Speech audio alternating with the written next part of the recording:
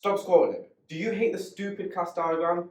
I do. I know a lot of my students struggle with it. So I'm going to go through a way in which you can ignore that diagram. Yes, it's not always in the mark scheme. Yes, schools don't teach it, but it's a valid method. All my students use it. I used it. No issues. They only care about the answer and as long as the method makes sense. And I promise you it does. So it's going to be a three-part video. Part 1 is using sine and degrees. Part 2 we'll use cos and radians. Part 3 we'll use tan and also a multiplier of theta.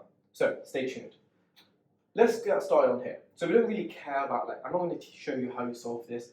We just know we have to solve it. So we need to do 3 sine x, and then I think it's going to be plus 2, and then 2 sine x, and then it will have to be minus 1 equals 0. Therefore, sine x is equal to minus 2/3, and sine x is equal to a half. Right. Now, this is the first part that I like to point out to students. This is essentially a simultaneous equation, okay? It's saying that y is equal to sine x, y is equal to minus 2/3, and y is equal to a half. Right? So those two things are equal, those two things are equal, but obviously we're graphing this on an xy graph. And I'm going to attempt to draw this. So everything is always in terms of xy. Even if it's not stated, it is. So there's our xy graph. Now, I'm just going to draw the sine curve. So we'll label 360, 180.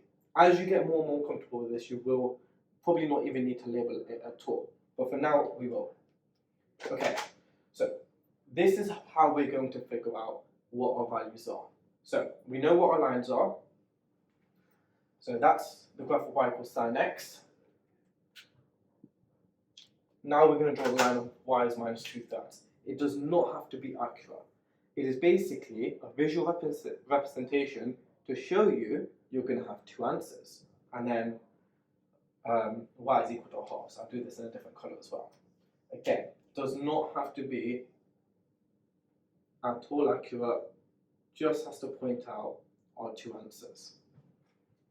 Now, we'll take a speed and we'll actually solve this. So we'll do inverse sine of minus 2/3. So we'll grab our calculator over here. Inverse sine of minus 2/3 is minus 41. Right, so I need to extend this graph. And minus 41 is going to actually be here. So we're doing it to 1 dp, so minus 41.8. Okay, that's outside our range, but keep it there. So this is critical value number 1, minus 41.8. Critical value. For this x, I don't know why I'm doing this on a calculator. We should all know it's just going to be 30, but you know. Critical value number 2. And again, just going to put it on the graph. So this is 30. Okay, now it's just symmetry.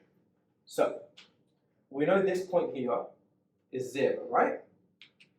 And we know that this shape here is perfectly symmetrical, around 90 between 0 and 180.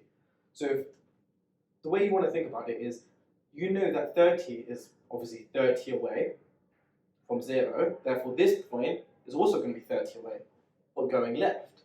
So 180 minus 30 is 150. And actually, as we go, you should probably write these answers down. So anything in the range we'll write down. So we have 30 and 150. Okay. Now this one. This is outside the range. Our two answers are here. Question is, how do we get from here to either one of those? Well, we know that the period of a sine graph is 360. It starts here, ends here. That's one complete loop. Therefore, to get from here to here, that's also one complete loop. So to get from here to here, you add 360. So in other words, we just do 360 minus 41.8 giving us 318.2. 318.2. And we can note that down as well. 318.2. Alright, now we've got to get this one.